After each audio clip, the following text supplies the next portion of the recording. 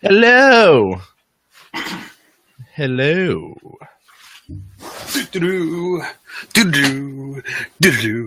How is everybody doing tonight? I'm doing fine, Danny. I didn't ask you. Not yet. It's not your time. Wow, man. You get your normal introduction in a minute. Jeez.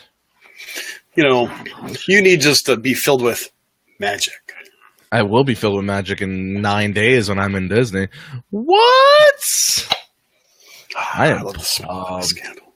What do you got? What do you got? A candle over there? We'll be with you in less than 30 seconds. I promise you. Hang out. It'll be worth it. Just keep everybody. Just do your thing. Say hi. You know. Say hi to somebody that you've never said hi. Say hi to someone that you've never said hi to. Like, ooh. Say hi, Margie. How are you doing? Margie, I don't know you, but hello. And you're 100 days away, Julie. That's great that you're hitting that. Tomorrow will be two digits, and not three. That's awesome. Yeah. Oh, that's fantastic. I love when you get. I'm finally in those single-digit days now. Okay, so let me just pull up our sponsor sheet here. Not that one. I don't know why that was. It's the other one, Danny. You know. Okay. Audacity. Yep. Is up. All right, here we go. Mm-hmm. I'd like to take a moment to thank our sponsor, Fantastic Memories Travel, and its Mouse Master Travel Group. The Mouse Master Travel Group focuses on Disney destination vacations, and the Mouse Master agents would love to take care of the stressful parts of your vacation planning, so you could focus on the fun. You could check them out at mousemastertravel.com. MickeyMonthly.com brings you monthly a surprise box of Disney goodies direct from the Disney parks. Each month, Mickey Monthly curates the perfect custom box for your family and has options including Disney trading pins, Main Street snacks, and authentic Disney park merchandise. Packages start at only $7. Cure your Disney withdrawal today by heading over to MickeyMonthly.com. Use our special promo code RADIO35, that's RADIO 35, to save 35% off your first box. Streaming the Magic proudly presents Behind the Ears Podcast. Oh, welcome back, everybody, and thank you for tuning into another episode of Behind the Ears Podcast. I am Uncle Danny. The gentleman to my side is Mr. Chris. Sir, how are you doing tonight? Remember how yesterday I said we're getting a day closer to Friday? Well, tomorrow is Friday. Woohoo! It is. So I'm really excited. It's going to be a good show, good evening, and hello to everybody out there today. Thank you for joining us. I'm not going to lie. I thought today was Friday like 3 times. Everybody's like, but I don't understand. Like, you had a shortened week. I'm like, it doesn't matter. I think that's what made me think today was Friday. Sometimes I think having a shortened week actually is worse because sometimes you still have to fill 40 hours worth of work into 4 days. Yeah, it's you nailed it right on the head right there. I mean, it's going on vacation. Yeah, sure, you go on vacation, but the problem of it is that you have to spend extra time at work to prepare for going on vacation. And then when you come back from vacation, you have to put in extra time to basically catch up on everything from when you were on vacation. The first day I'm back from work, I think I spend the whole day going through emails. I'm not ready for Monday until about Wednesday. And not to cut you off, but Emma says hello from the Wilderness Campground. Oh, hey, you know what? I have to ask Emma a question since you're out there. First off, shout out to you, and we hope that you were having a great time. But I have to ask, are the campgrounds buggy? Do you get a lot of mosquitoes and other bugs out there? I've always wanted to know that because it's always been a little bit of a deterrent for me to go out there. So let me know. I've always wanted to know if the campground is buggy. But cool. Okay, so Chris, I'm going to ask you a question here. Okay, ask away. Hypothetically speaking, realistically, you're a DVC member. You're not an AP holder. Okay. Not now. With that being said, say you were an AP holder, right? And you had the unlimited plan like myself. So that means there's no blackouts, blah, blah, blah. You get the whole kit and caboodle. Great and dandy. Sure. You would think that me and you would get the same amenities and perks that another AP holder would get, correct? I would think so. Okay. Now, from inside the park, me and you both would get the same discounts, and we would get spoken to the same way, blah, blah, blah, blah, blah. Everything's good and dandy, right? Mm-hmm. How come on the back end, when we're both at home, we don't get the same amenities? I've always wondered that too, because I always hear people say that, they would get like, an AP magnet for their car. I've never seen an AP magnet, come from me. The Mickey Monitor, which is the AP little magazine to get, I think out of the years that I've been an AP holder, I think I've only got it like twice, so, and same thing for like, what is it, like Pocket Perks or something like that. It just doesn't really seem consistent, and I'm not knocking Disney on it. That's just personally just seems a little bit inconsistent. I'm just kind of thinking about that way. It's just, I wish it would be a little more consistent. So let's break it down. I was able to get the AP magnet. They did mail it to my house. So, okay, there's a difference right there. You never got one. I got one. No. Okay. Now I saw online the other day that someone actually finally got the yellow Magic Band with the little clip that has the annual pass Mickey on it and says pass holder on it. That little clip that goes onto it. Mm-hmm. Oh, I did get a pass holder slider, as they call them. Back when I was a pass holder still. But I never saw a special pass holder Magic Band. Well, it's not the special one. It's just the yellow one that they supposedly ship you when you get the actual little tag that goes with it. So right off the bat, boom, I didn't get that. Okay, not the end of the world. But then let's turn around, and there was only certain AP holders got invited to the opening of Pandora. I called Disney PR about that. Why? Now, I'm one of those people, because we're in the industry that we're in, I want to know why. Why did, say X amount of people get invited and the other people didn't? They gave you a very generic answer, and they were not very... You see, I always thought that if you had a reservation for those times that they were doing things, they would let you know. Otherwise, you're out of luck. So in other words, they're not going to say, hey, by the way, we're going to have special AP days on these days.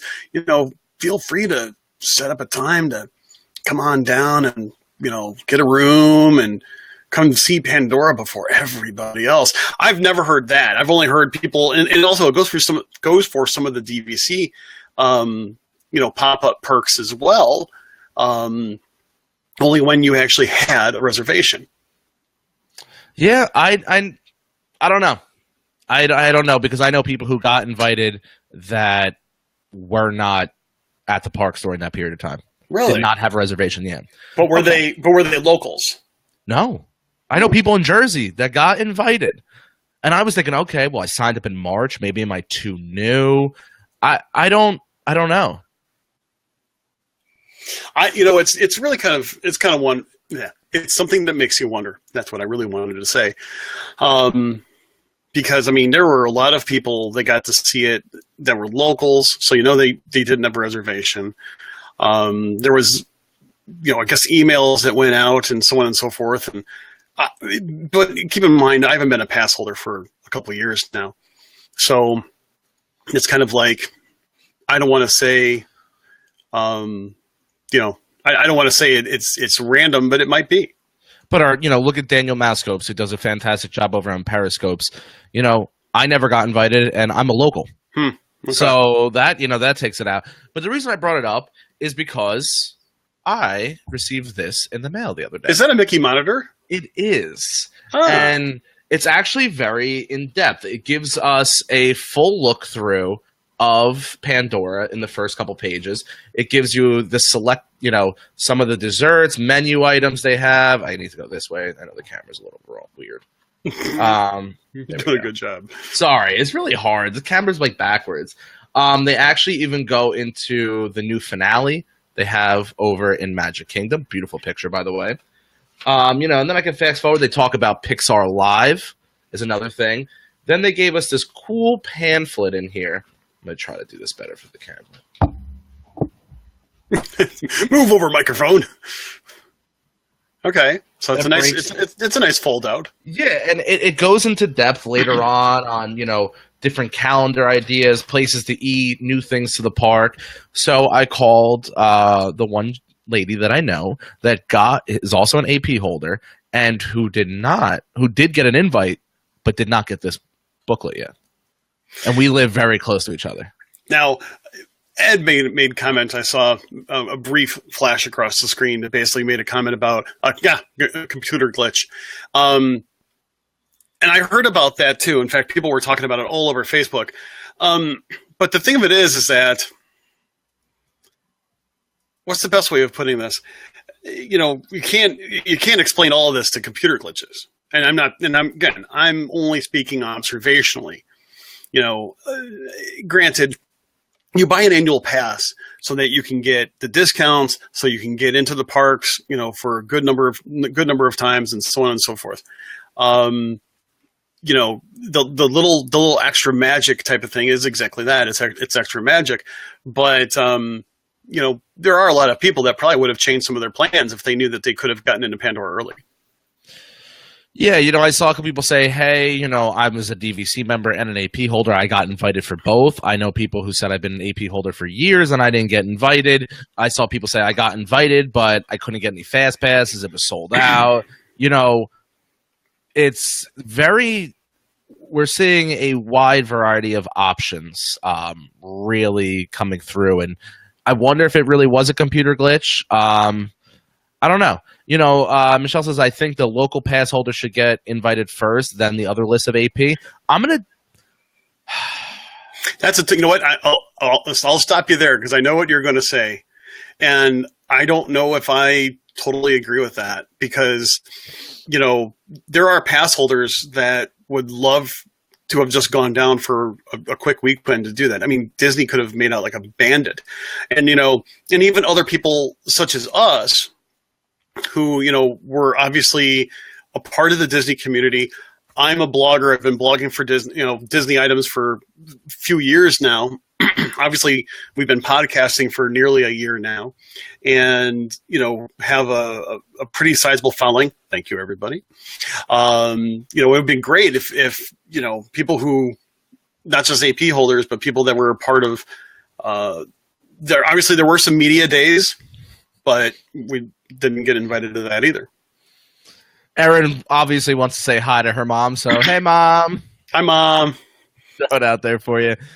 So, I don't want to harp on that too much. Let's go into, I would say, a better topic. Not a better topic. A more, a more rich topic. I like rich topics like this. This is fun. So sometimes there's not enough news. Sometimes there's just not enough to talk about. So sometimes we have to dig deep into that bag. But we're not digging deep. We're having some fun here, especially since you're about ready to go on vacation. No, yeah. So, there's a lot going on. We're also starting to run the blog. People have been emailing us like crazy. So we decided to do what we're going to call an oldie but a goodie because I would say 99% of the people in this room never heard this episode. It's almost like a lost episode. And with this lost episode, we are going to do Disney with no budget. Everybody does Disney on a budget, how to save some pennies, how to coupon, all that. That's great and dandy. We've done them. We'll do more of them. We're going to do what is it like to go to Disney if money was no option. You hit the lottery. You're a billionaire. You struck oil. And first thing you're doing is you're going to Disney. Where are you staying? I'm going to let you start. I'm going to let you start off. I want to hear what you have to say first, especially I know I'm putting you on the spot. I'm sorry, my friend. No, it's okay. But I'm saying that because you're going to be there first, and it's going to be really cool to hear what you have to say. And if you want me to go first, I'll go first because I have an idea. No. I'm ready to go. Okay. Suspense is building. Money, no option. I can stay anywhere. And I think this one is really, really, really, really going to shock a lot of people, especially if you had heard some of our previous shows. I'm going to stay at the Contemporary. What? And I'm going to stay at the Presidential Suite. Oh, okay. Roughly, it's about. I think last time I read an article on it was running about 2,200 a night. Oh, but how many nights are you going to stay there? Well, I mean, permanently, if that's an option. But yeah, I'm gonna say it's the top level. It's basically on this. I believe it's on the same level or one level below California Grill, Chris's favorite. The views is it's a corner. So you get views of the water across, and you also get views of Magic Kingdom. So you can literally, like, if you wanted to, you could sit in your room with like Pandora or YouTube on your phone, pipe in wishes from your phone, and watch wishes from the floor or the bed of your hotel. What? Are you kidding me? And it's all club level, so everything is essentially comped. If anybody has basically ever been able to do club level, you can literally eat and drink all day for free. Granted, you're not getting steaks, but you're getting appetizers, you're getting champagne, you're getting beer, you're getting a whole bunch of stuff. And oh man, club level is awesome. Also, the presidential suite comes with its own private cabana down at the pool. Does it really? It does. Oh, sweet. And not just a cabana with like the tent that surrounds like a couple chairs. No, this is the cabana with the TV. Has a mini fridge, has a butler service. It is crazy. Okay, wait. In the fridge, is there Coca-Cola? I think they're stocked, but I'm not positive what they're stocked with. Does that make it the Coca Cabana? Okay, so, Chris, what was your... Okay, that was horrible. Dude, someone please stop me. Okay, so... I was thinking about this because I was a little torn. Normally, I would stay at one of the grand villas at Animal Kingdom Lodge. Now, especially for my DVC friends, did you know that there are two different types of grand villas at the Animal Kingdom Lodge? There is one that is all one floor, and there is one that is two floors. And the one that is all one floor is bigger and has a pool table too. Really? Oh yeah. Those are the ones that are over in Jumbo. The ones at Kidani are 2 stories. And I've actually had the privilege of staying at a grand villa at Jumbo House. And all I got to say is, at that time, it was bigger than my house. Actually, it is still bigger than my house now that I'm thinking about it. Anyway, I would stay there. It's not club level, but I really, really like it. But that was my first choice. But here's the thing. I saw the bungalows for Copper Creek. And I looked at that. I said, I want to do that. I want to do that someday. Yeah. It's just one of those things. I want to stay at one of those. The ones at the Poly, I still would love to stay at a Poly Cabana, or excuse me, a bungalow. But I really like Wilderness Lodge to begin with, and I'd love to stay at one of the bungalows at Copper Creek.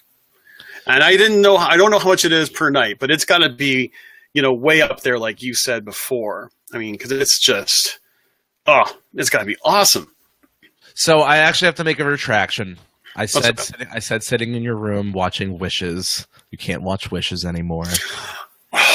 And nobody caught it. Oh, no, 3 people caught it. Oh, okay. That's all because I'm making the retraction. You couldn't be able to let that one go.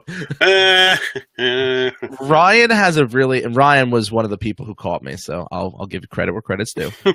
Ryan brings up a really good point, and I would like to try this.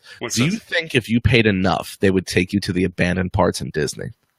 Oh, no. I highly doubt it. You think? You don't think so? No, I don't think so at all. Also, Aaron mentioned the Royal Asante Suite. That would be something I would also like to try over at AKL Jumbo. I would love to stay there, but that's another time that we do this. No. You know what, man? Money talks. Money talks. I mean, we're talking. Because here's the reason why. This is my number one reason why. They don't want to take the magic away. And I think that would be the reason why they would say no regardless of price. You know, I mean, they don't want you to see what's on Discovery Island. They don't want you to really, although I will say that after we go on hiatus, or I should say, once we come back from hiatus, we're going to have a special guest on our show that talks about some of the abandoned places at Disney in a legal manner, I might add. And he actually had a really awesome video about what happened to River Country. And I'll just leave that as a teaser right now. He's going to be joining us. He's a wonderful guy. We've had him on the show before, and really can't wait. We got it finalized. In fact, Andy, I haven't told you that. We got it finalized. Oh, look at that. Learn something new every day. Woohoo!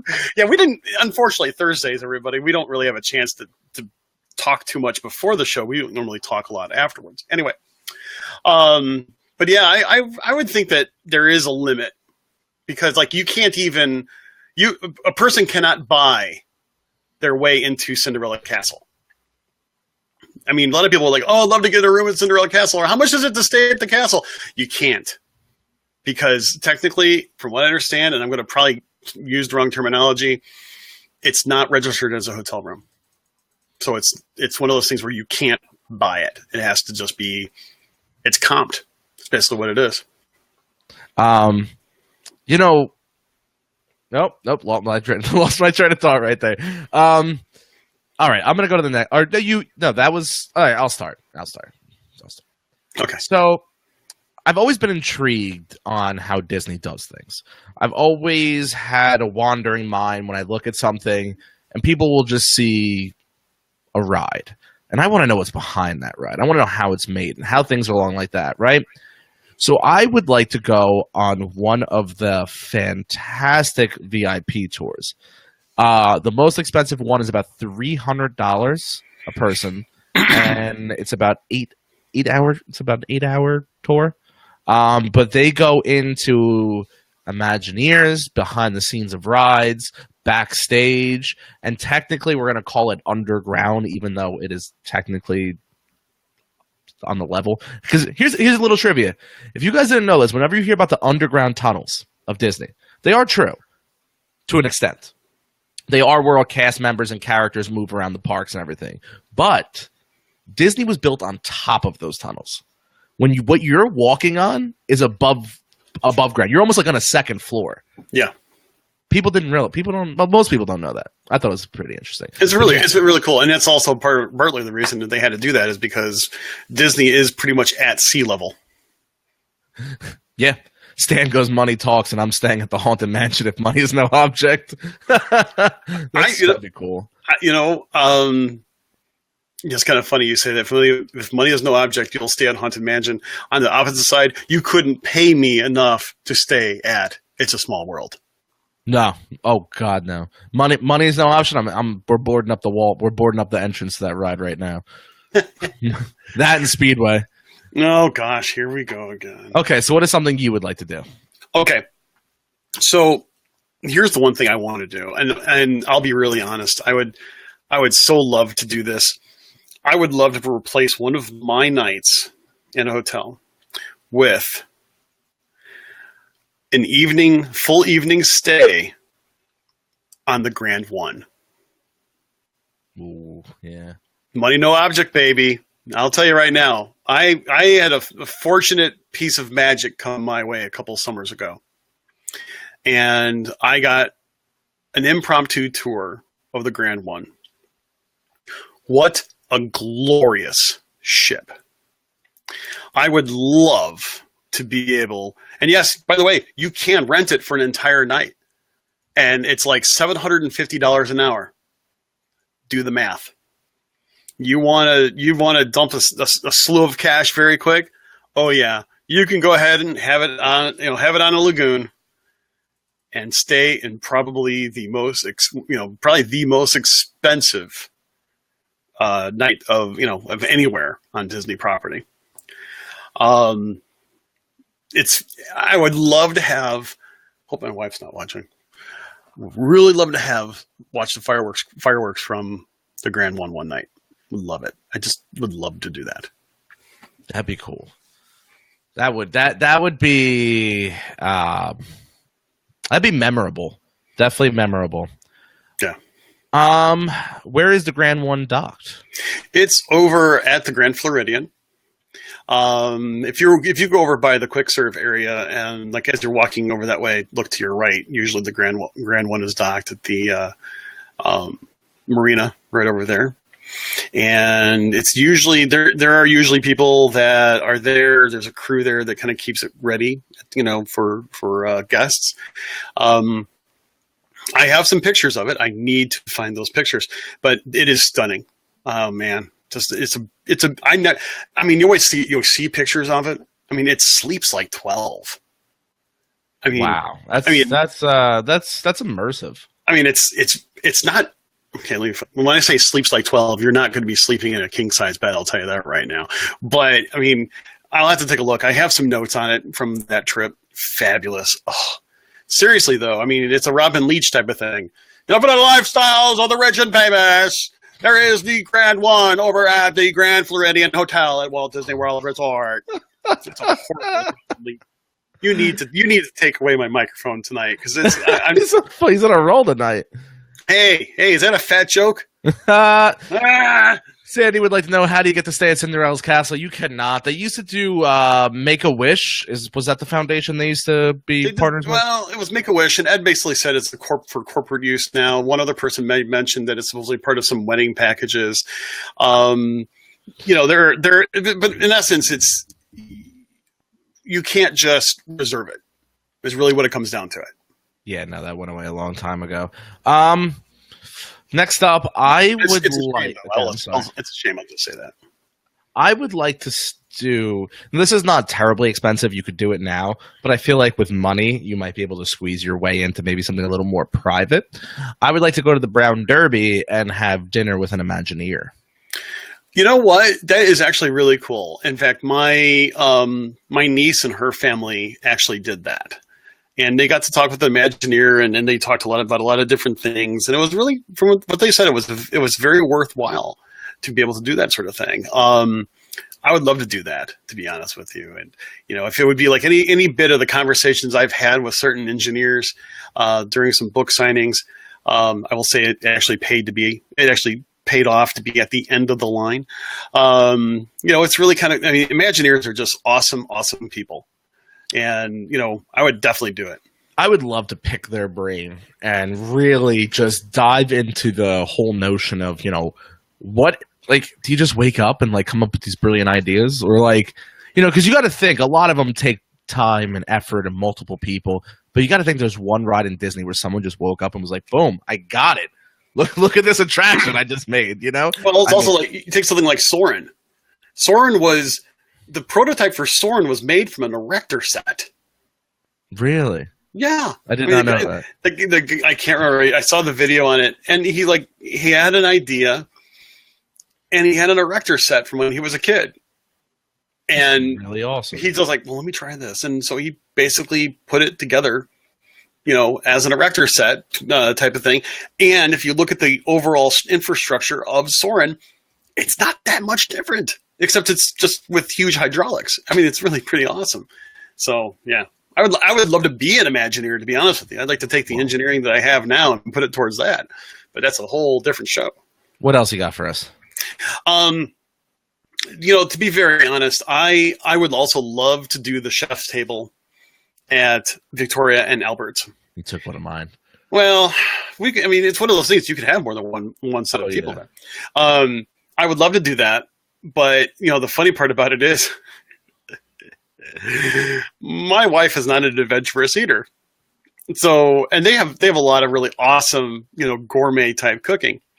And it would just be one of those things where it's like, my wife would be like, oh, just take me to the California Grill instead.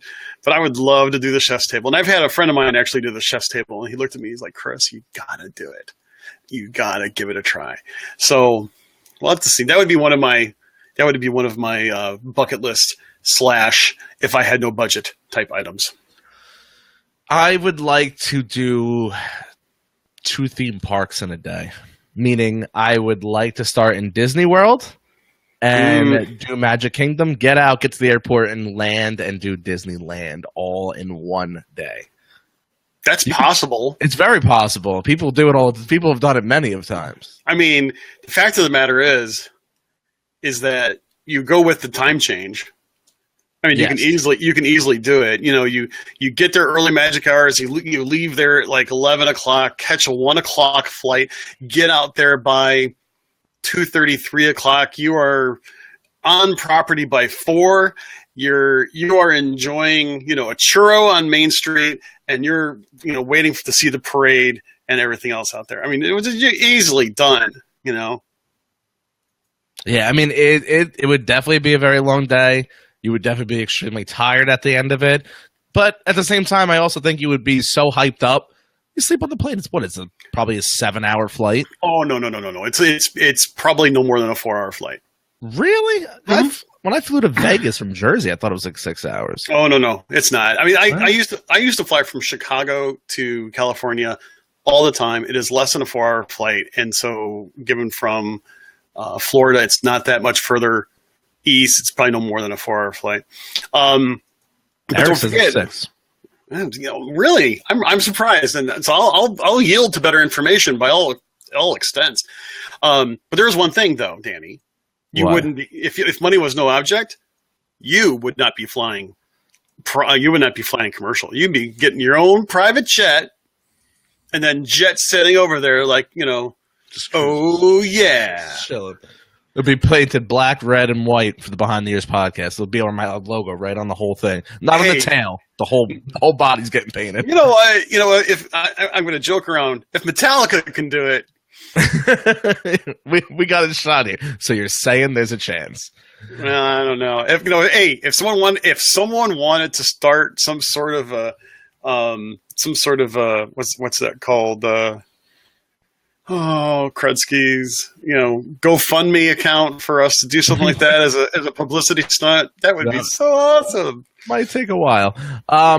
Stan would like to know, would you rather have dinner with a current Imagineer to talk about what is new and coming, or an old one that was involved on planning Walt Disney World? Ooh, that's a good question, because I'm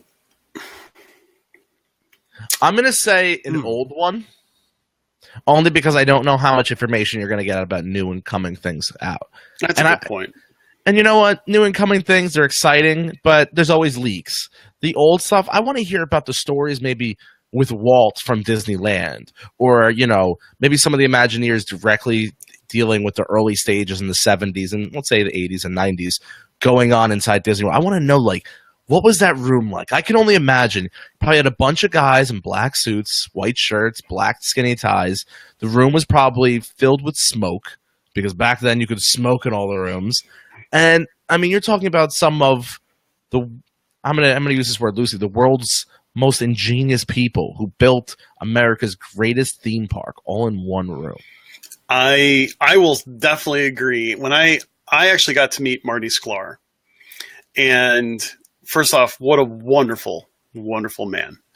And, you know, be able to talk to him about, you know, some of the things that he was involved with, how he got his start, his direct involvement and involving friendship with Walt Disney himself. It really kind of made me stop and think about, you know, the kinds of conversations they must have had. And I'm like thinking to myself, that is really pretty cool.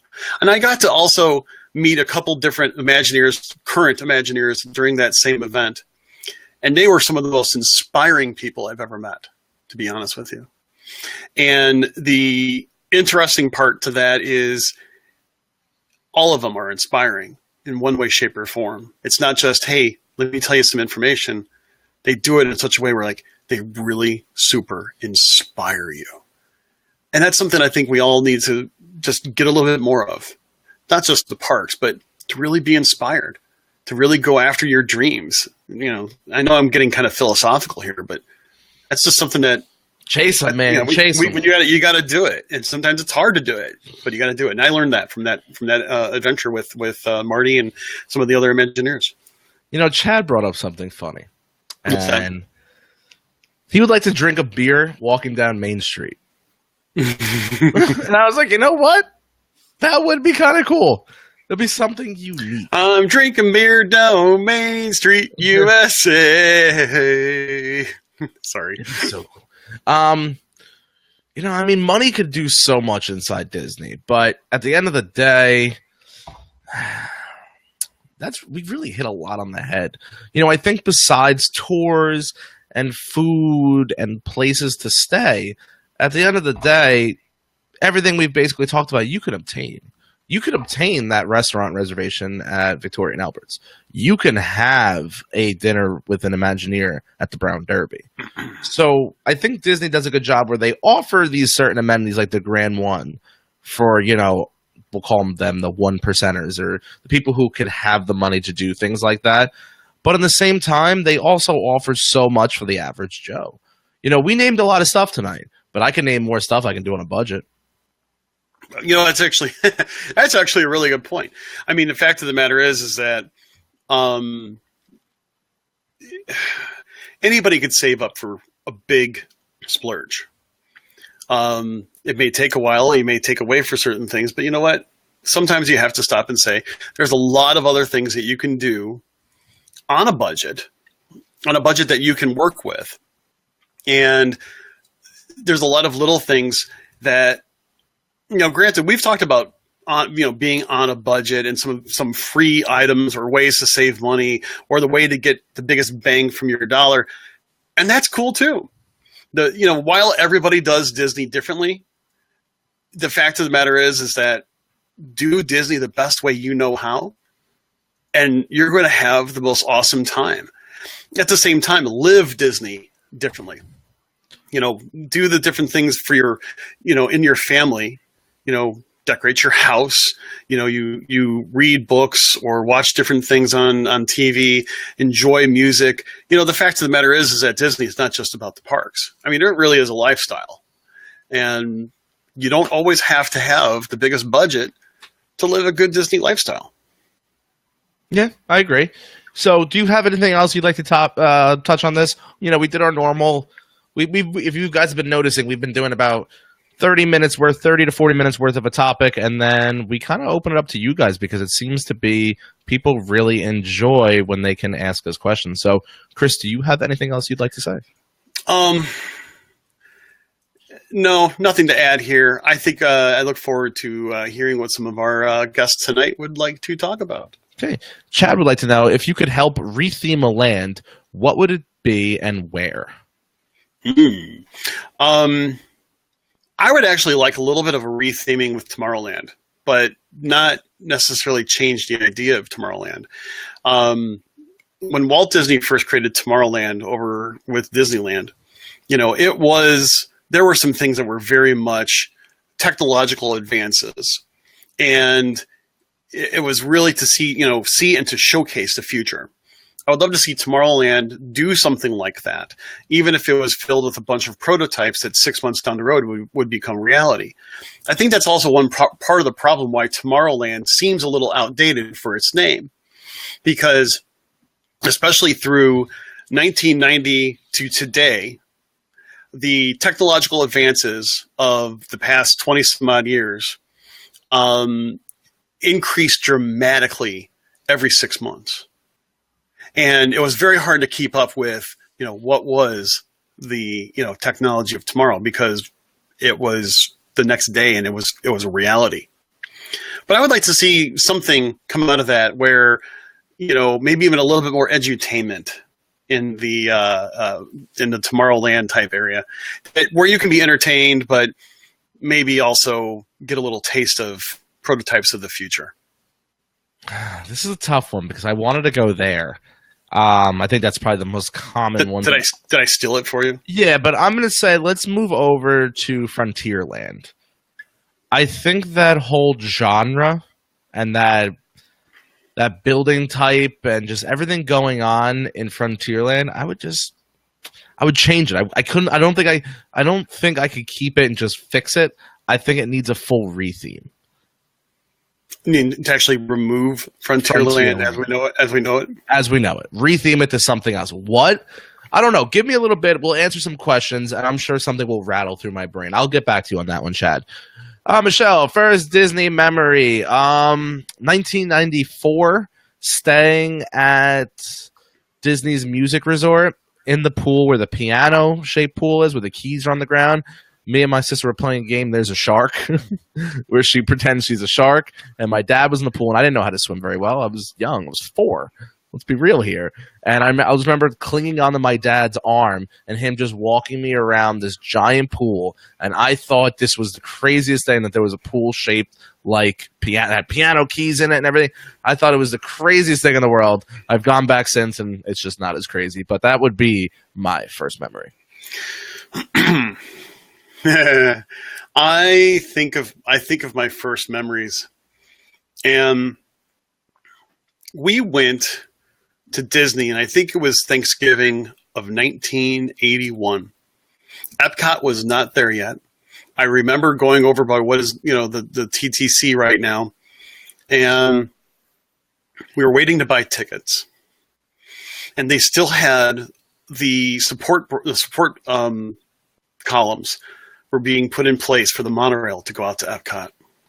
Wow.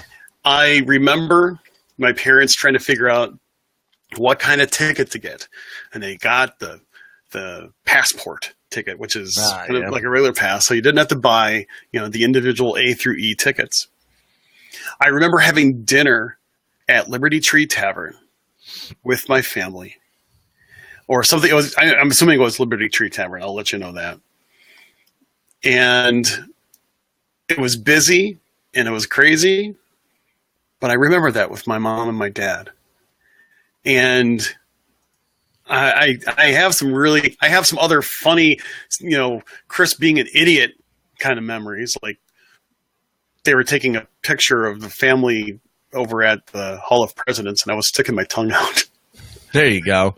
So to piggyback your memory, Tanya wants to know, how old were you on your first Disney trip? Oh gosh, I was. And what was year? 9. I do believe it was 81. So I was 8. Mine was 94, so I was 4. Hey, Brandon Path, thanks for joining us, man. Where would you like to see the next DVC location? Backyard. No, it's kind of interesting because I actually had. I was invited to come on to a podcast from the Diz Dads site, dizdads.com. Great guys, by the way. And we actually talked a little bit about DVC, and we talked about where we would be able to put another DVC resort. There are several locations where another DVC resort can actually be had.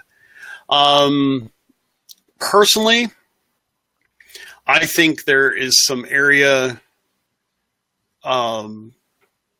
mainly that's in between Epcot and the Magic Kingdom, and I think you could probably put something there relatively easily. You're building a whole new hotel then.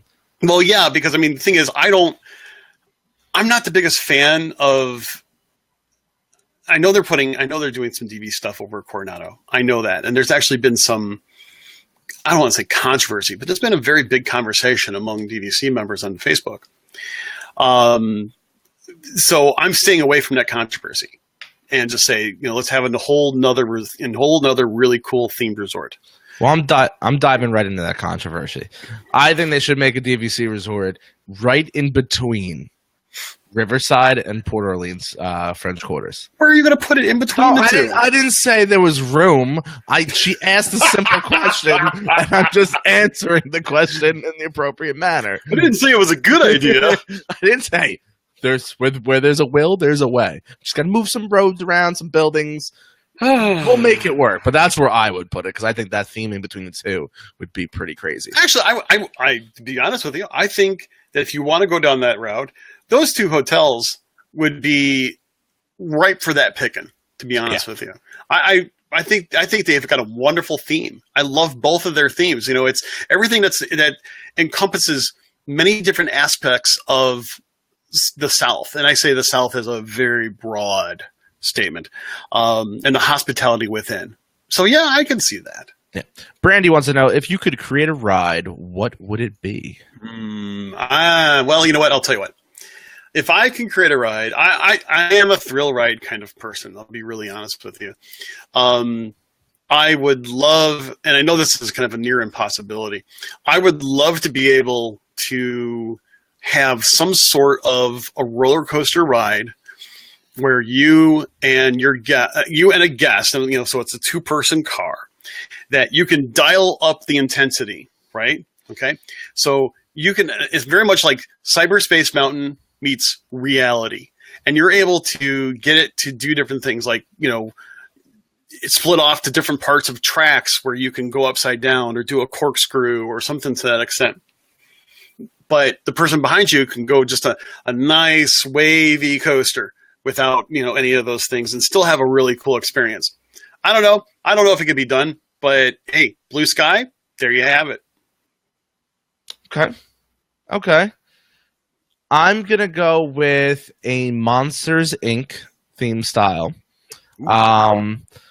I would say your car it starts off slow, where you're kind of just going through all these rooms and you pop in, you scare the kids, and you keep going to all the doors, and then all of a sudden, I think they should throw like a child in your car, like obviously not a real child, like like a hologram of a child or a sock, so you can hear like the alarms go off, like you give the kid like 2319. And then as soon as the 2319 happens, it becomes a roller coaster and you're just dropping and you're just trying to get away and everything like that. I thought that was pretty cool. When you said that, I was actually thinking, I want to have a roller coaster where everybody has to just hang on for dear life at the top of a door, and the door just kind of swings back and forth. Yeah, that's right. I mean, that would be really awesome. But, Samara would like to know, do you trust the Under Armour waterproof school bag to bring in Disney Park to go on water rides? I've never used it, but I do not trust waterproof bags. I've had bad luck. I don't trust much of anything, to be honest with you. I mean, for my electronics and my wallet and stuff like that, I bring a simple Ziploc bag. My camera case is water resistant. I know that I would have to drop it into something in order for it to have water permeate into it. It'll handle, light moisture from rain and water rides and things like that without a lot of problems. But, I'll be honest with you. If you are interested in anything like that, go to a local brick and mortar store. Try it out, get it wet, see what, put some like paper or something in it, just to kind of gauge its waterworthiness. And if you don't think it meets your needs, take it back, quite simply. Always. Yeah, I was going to say, always test your gear before you go to Disney, regardless of what it is, so that it's going to perform as expected. I mean, if you can afford it, I know it's a stretch. Try to look into getting the iPhone 7, and I have never been an Apple big person, but it is completely waterproof. I've tested it out. Literally, I've tested it out. I got out of my car the other day, and I dropped the phone in a puddle. Completely in a puddle. Completely underwater in the puddle, no case on it. Pulled it up, wiped it off, worked perfectly fine. So there's that. Gordon wants to know, is there a limit on how many free dinings are given out per person? I don't think so. Well, let's put it this way. I know that it's limited per resort, or a limited number of rooms that are available for such a promotion. That's usually what Disney's standard answer is. But to what extent, does anybody know? Yeah, I have no idea. And if you answer it, I'm really behind in the comments, so I don't lose where we are, so I apologize. Julie, has Mickey's Not So Scary Halloween Party changed at all since 2012? Meaning parade or fireworks? That was my last trip for Halloween, and we are going this year. I was there in 2012 also. I've been there most of the years between that. You'll see small, minor changes. You'll have if I believe correctly, you'll have 2 more candy stands than you had in 2012. You'll see they give up more candy now, in my opinion. Yeah, definitely more candy. You'll see some more character meet and greets. The Seven Dwarfs have become a huge milestone, huge attraction inside that park. But besides that, it is similar. I wouldn't say the same because things have changed, but Hollow Wishes is still there. The Boo-to-You parade with the Grave Diggers is still there. The Headless Horseman still rides down Main Street to start the parade off. So with that, I would say it's pretty close to being the same. Yeah, I can't remember exactly when the last time I went, but it was about the same thing too. It hasn't changed much. All right.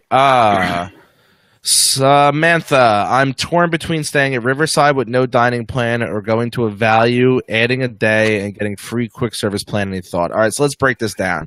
Riverside, right off the bat, I'm like in love, so I like it.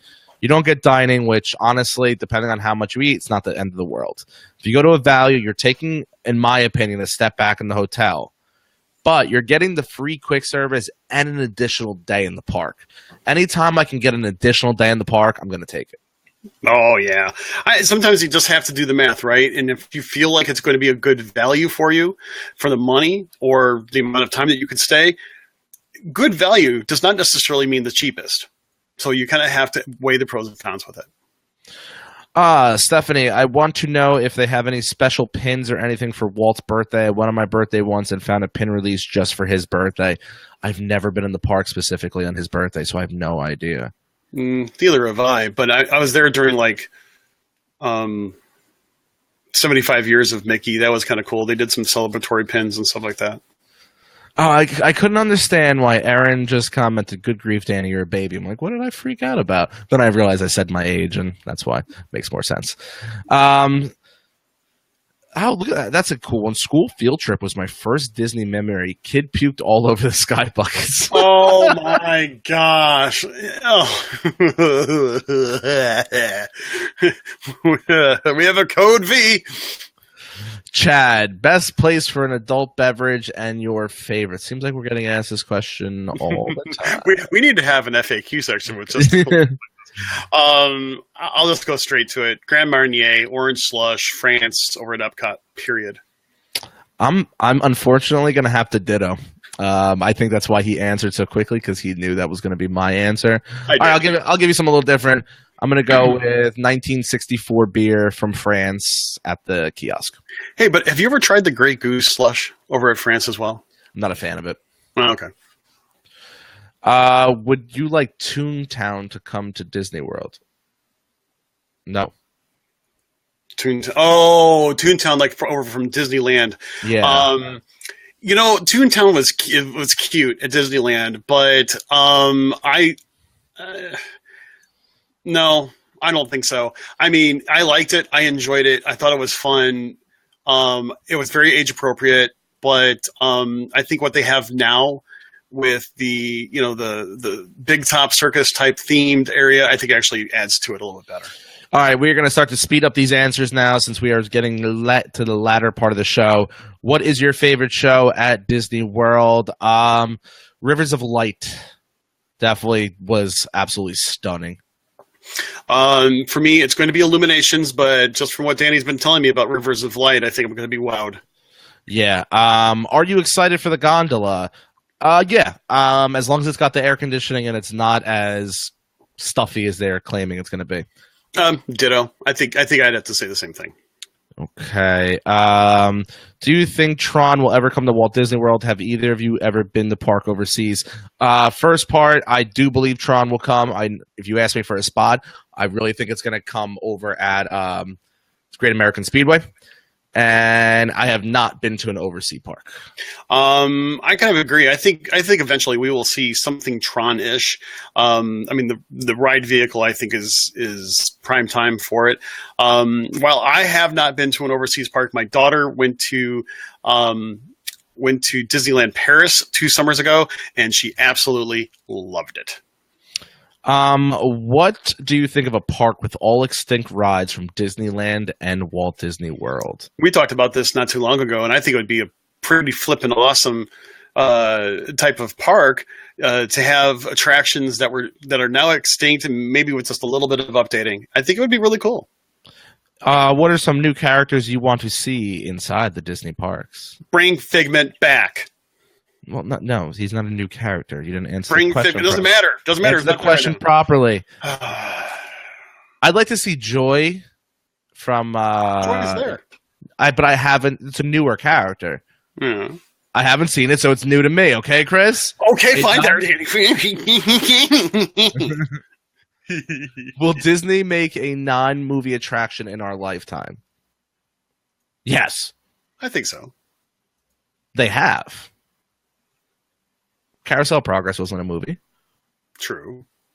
Great American Speedway wasn't a movie. Space Mountain wasn't a movie. Yeah. Tower was a TV show. Splash Mountain wasn't a movie. Oh, but it is. But it's based off Song of the South. Sorry about that. But in of itself, yeah, okay, fine. What rides do you miss the most?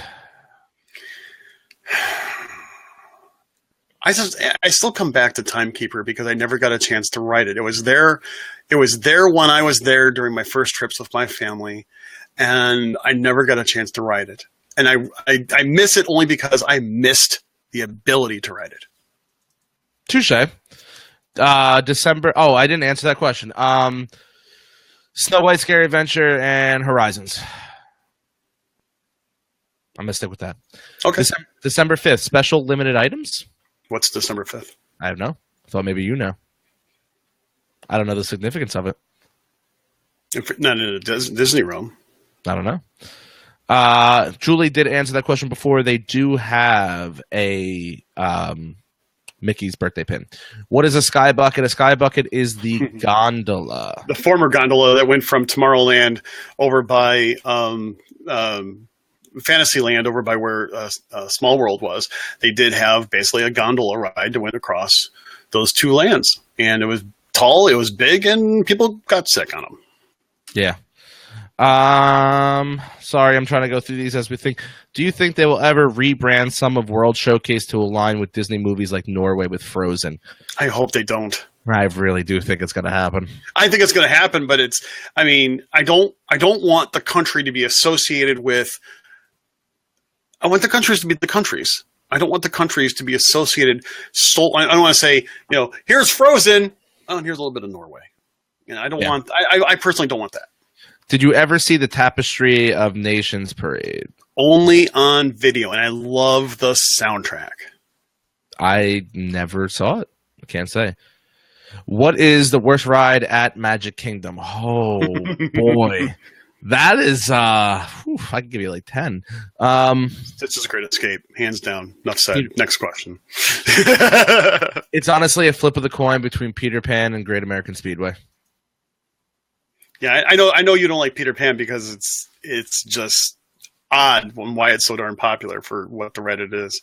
Yeah, Ed says Figment's coming back. They're staging him in and out. It's very hard. I don't think Figment is really coming back. Oh, come on. Mike says we need a retro land. Old stuff brought new. I like that. Yeah. Ed also commented, "It's Small World was not a ride. Soarin' is not a movie." Yeah. Although Soarin' is a movie of sorts, but that's very true. Oh, Mr. Toad! I miss Mr. Toad. I got to do Mr. Toad over at Disneyland. Loved it. It was cool. Walt's birthday is December 5th. That's what we. I kind of figured that was the case, but for some reason, when we do rapid fire questions like this, you don't think about the details.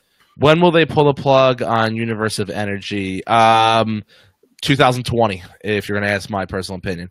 I don't think you're going to see any major renovations or additions until Toy Story and Star Wars are fully up and functional. I agree. Do you remember the Delta Flight ride in Tomorrowland? Yes. A great ride. I've never got a chance to see it. I've only seen it through videos. One time I was getting really nostalgic. I started watching a lot of videos with it. But yeah, I wish. Hello from Argentina. Well, hello. I enjoy Soaring a lot. What do you think? I am a fan of the original Soarin' more than the new one. I'm a fan of both equally. Loved them both. Really? Mm-hmm. Oh man, this is difficult. I'm gonna go through all these, click them. Oh, you're going through a lot of the comments. I love the comments, guys. I mean, thank you so much for being such a wonderful interactive crowd. What do you like at Disney Cruise that you want to see in the Disney parks? So take. Ooh. To be very honest, I would love to see the ability to have more of like Broadway style shows on Disney property, like you're able to see on the Disney Cruise Lines. I think that is something that is really, really cool. It's something that's really special. And I think it's kind of unique. I know they have Cirque, and Cirque is going away. But they have different rotating shows that people can see. Get up and get dressed a little bit, pay a little extra. It would be cool. Is Casey's at Disneyland? Not. I'm 99% sure it is not. I don't remember, but I think I would remember that one. Yeah, I mean, the Delta ride was amazing. The smell when you went through the plane engine. Disney is very good with the smellology. Smellology? Yeah, something. I think that's a good word. They should bring back the old stuff so us younger people can experience it. I have no clue about some of the things you guys talk about. That's a good point. There's a wonderful thing called YouTube. I mean, it's not as good as like going on 20,000 Leagues Under the Sea, but at least you get something. I mean, think about it. I miss the citrus smell on Soarin'. I do too. That and the pine tree smell. Yep, if you had wings. If you had wings. Cute girls in bikinis. That's what we want to bring to the park. What themed counter service would you like to see? I'll let you answer first. I'm thinking. I'd like a toss-up between either Haunted Mansion or Tower of Terror. Or both, since they're in two separate parks. That'd be cool. I like those answers. I'll be honest with you. I think I know Disneyland has Cars Land, and they have Flo's VA Cafe, which is a quick serve type of place. I'd like to see something themed like that at they may have something like that planned for Toy Story Land. I don't know, but what'd you say, Pizza Planet? No, it was Flo's V8 Cafe. I would like to have something that we Cars themed somewhere in the park. I was thinking like throw like those ice cubes that are almost like a little bit of dry ice that they smoke. That would go great. It actually would even go with yours too. Like a tailpipe would be smoked. That would actually. They have something like that over at T-Rex. It's called the Chocolate Extinction, and it's chocolate. All chocolate. And they have a little cup where they put a little thing of dry ice, and it's like a strainer cup, right? So it kind of, emanates outwardly. It's really kind of cool. Who remembers Alien Encounter? Oh, that was one of the I've seen it. On this one. I loved it. You know what I loved the best part is when they opened it, and 5 days later they closed it because they said it wasn't scary enough. Literally, there's pictures on the internet of that. It's awesome. I remember that. I do remember that. And to be very honest, I just didn't like it. It just wasn't for me. And there are probably some people that liked it. It's just not for me. Spend the night at any park, which would it be? Epcot. MGM. Yep. You're MGM. I'm Epcot. I think for me, I'll do Epcot. Ed says a Haunted Mansion theme restaurant is coming to Magic Kingdom. Yeah, there's been a lot of talks about that. We've touched on it. I'm going to be completely honest. I love Disney. I think they're going to mess that up because in the back of my mind, I just think of Pizza Planet, and they drop the ball. I'm not even counting the food. How do you mess up Pizza Planet? Think about all the great things you could have done with Pizza Planet theming-wise. Well, they didn't want to make it into another Chuck E. Cheese or something like that. Oh, but they could have made it like Andy's Backyard, like they're doing with the actual park now. You got a point. I know I have a point. All right, Chris, any final words for our listeners tonight? Well, not on the not on the specific topic, but I will say this.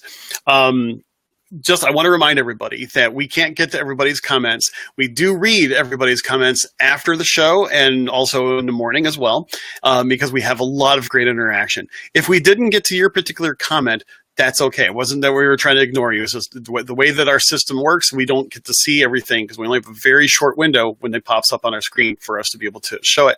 But thank you so much for your interaction. We love it. I think it makes this show a little more unique on just how we do things.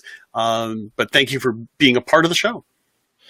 So, guys, with that being said, don't forget to follow us on our social media platforms. Facebook is Behind the Ears Podcast. Instagram is Behind the Ears Podcast. Catch all our tweets over at Behind the Ears PC. Any listener questions, comments, concerns, you can email them to us at behindtheearspodcast@gmail.com. If you like our live show, make sure you subscribe to Streaming the Magic so you can catch us every Tuesday, Wednesday, and Thursday at 9:45 p.m. Eastern. And just in case you miss our show, you can always go subscribe to our YouTube channel, Behind the Ears Podcast, and you can watch all of our archive shows. Are you a writer at heart? Maybe you just want to chat about Disney? Well, email us over at behindthearspodcast@gmail.com. Let us know your interest, and we will send you an application to join the Behind the Ears podcast writing team. You can send them now. We'll be accepting applications for the next few weeks, and we look forward to hearing from you guys. So, lastly from me, don't forget to go on iTunes, rate and review the show. And guys, you all have a wonderful weekend. I see you all next week. I am Uncle Danny. I am signing out. And I'm Mr. Chris. Thanks once again for joining us tonight. We had a wonderful time. It's definitely a great start to the weekend. And by all means, please don't forget that in addition to downloading our episodes and rate and reviewing over at iTunes, feel free to subscribe. That way, when the podcast comes out, it comes right to your device. Over at iTunes, Google Play, you can also do like Podcast Addict. And don't forget, if you have an Alexa-enabled device, just say, "Hey, Alexa, play me the Behind the Ears podcast," and Alexa will take care of that for you too. But until we meet again, thank you so much. Have a magical day. Take care.